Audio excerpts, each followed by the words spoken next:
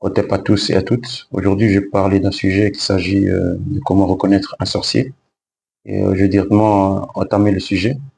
Déjà, il faut savoir, première chose, qu'un sorcier, c'est une genre de personne qui va vous poser beaucoup de questions, qui va savoir votre vie personnelle d'une manière très intelligente. Voilà, il va savoir votre nom, votre prénom.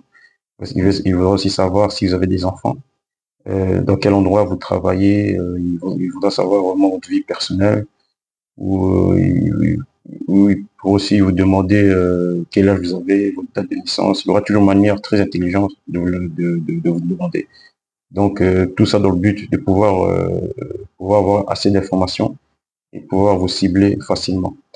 D'autres choses, pouvoir cibler facilement et vous préparer des attaques, des attaques dans les rêves, par exemple comme les couches de nuit, les paralysies ou bien les repas de nuit.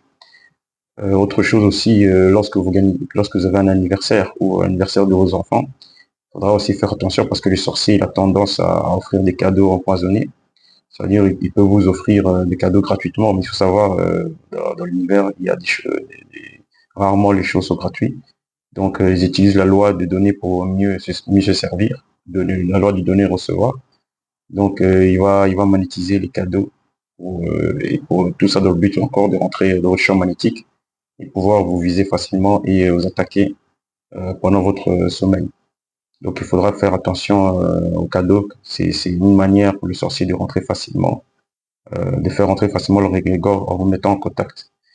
Et cela pourra aggraver les choses et bouffer ainsi votre énergie. Il faut savoir aussi que la plupart, comment aussi reconnaître aussi, la plupart de leurs enfants, ils ont eu toujours une handicap. Lorsque vous regardez les enfants des sorciers, ils prospèrent rarement, ou bien ils ont des problèmes de maladie, ou des couches de nuit, ou bien des fausses couches. Ça arrive aussi qu'il y ait voilà, des fausses couches. Et voilà, donc il faudra regarder dans leur famille, chez les enfants, chez leurs enfants, chez leurs neveux, nièces, comment est leur vie par rapport à la personne dont vous soupçonnez que c'est un sorcier. D'autres choses aussi, le sorcier, il a tendance à vous inviter au restaurant, que ce soit au restaurant, dans une boîte. Ils amènera toujours dans des coins où les basses fréquences, vers les basses fréquences, pourquoi? Son but, c'est de pouvoir vous faire descendre en vibration, pour faire baisser votre taux vibratoire, pour rentrer dans votre champ magnétique et pouvoir vous cibler facilement, vous attaquer facilement. Parce que son but, le sorcier, avant qu'il vous attaque de vos rêves, c'est baisser votre taux vibratoire. Donc la solution serait que vous serez toujours en haute fréquence. Surtout avant de dormir, il faudra savoir que de faire attention à son alimentation, à ce que vous buvez, aux personnes que vous parlez, à la télé, ou bien que ce soit au GSM, parce que les GSM, parce que les GSM télé, ils ont des champs, ils ont des vibrations nocifs. Vous le voyez pas, c'est invisible, mais qui vont vous faire descendre votre taux vibratoire. Et donc le sorcier, voilà, il a tendance à vous inviter dans des coins où c'est vraiment magnétisé. Quand il vous invite au restaurant, il faut savoir que il a déjà magnétisé la nourriture, il a même magnétisé l'endroit où vous allez vous asseoir. Donc tout est déjà préparé donc pour vous cibler et vous attaquer facilement.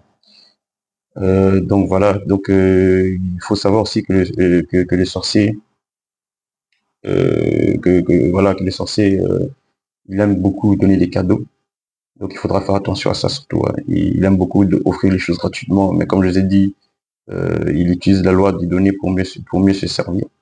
Donc il va toujours donner de l'argent, voilà, surtout quand il s'agit des femmes, hein, surtout les sorciers hommes voilà, qui font des cadeaux aux femmes. Donc il faudra faire attention à ça, il ne faudra pas accepter n'importe quel cadeau. Si vous avez des doutes par rapport à une personne qui est sorcière qui vous offre des cadeaux, bah, à ce moment-là, il faut consulter ou initier un maître pour pouvoir vous orienter dans les bonnes choses, pouvoir vous consulter et regarder effectivement si la personne que vous soupçonnez est sorcier.